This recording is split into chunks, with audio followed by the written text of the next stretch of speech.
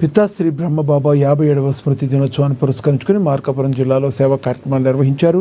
బ్రహ్మకుమారి ఈశ్వరయ్య విశ్వవిద్యాలయ ఆధ్వర్యంలో ఏర్పాటు చేసిన రక్త శిబిరాన్ని డిఎస్పీ నాగరాజు ప్రారంభించారు. అనంతరం రక్తాన్ని అందించిన దాతలకు సర్టిఫికేట్లు, జ్యూసులు అందించారు. ఈ సందర్భంగా మానవ సేవే మాధవ సేవగా భావించాలని అతిథులు కొనియాడారు. రక్తంలో 60% ద్రవం అంటే 40% బ్లడ్ సెల్స్, అలాగే ప్లేట్లెట్స్, అలాగే వాటర్. ఇవన్నీ ప్రతి ఒక్కరికి 5 to 6 లీటర్స్ బ్లడ్ కావాల్సి వస్తుంది.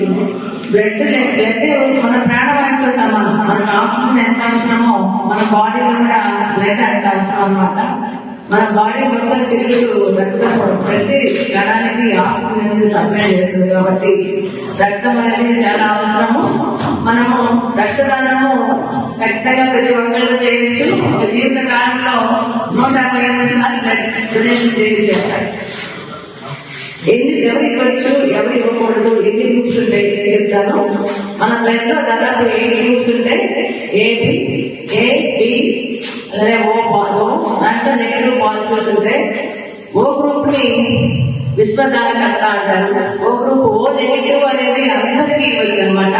అది అదృష్టము, అదృష్టం కానీ